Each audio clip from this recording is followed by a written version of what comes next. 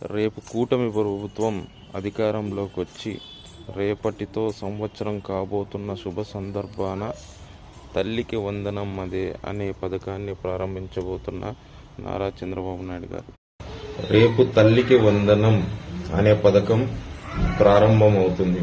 మీ అందరికీ తెలుసు కదా, ఆంధ్రప్రదేశ్ రాష్ట్ర చరిత్రలోనే కూటమి ప్రభుత్వం ఇచ్చిన మరొక హామీ నెరవేర్చకపోయే దినం రేపు.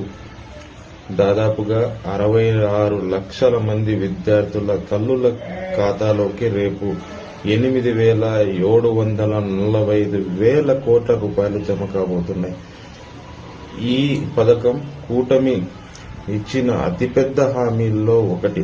ఎందుకంటే గత ప్రభుత్వం ఇంట్లో ఎంతమంది పిల్లలున్నా ఒకరికి మాత్రమే తల్లికి వందనం అమ్మ ఒడి అని ఆ పథకంతో తల్లుల అకౌంట్లోకి జమ చేసింది.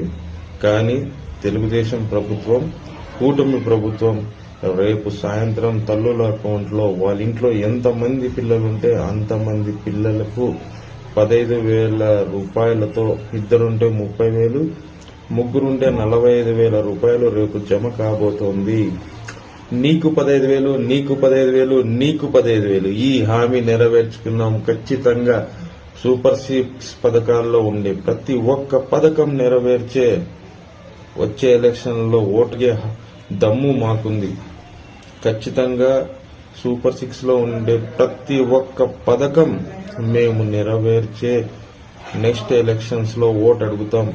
మరొక్కసారి నీకు 15,000, నీకు 15,000, నీకు 15,000 ఈ హామీ రేపు సాయంత్రానికి అమలు చేసి నిలబెట్టుకుంటున్నాం ఈ కూటమి ప్రభుత్వం.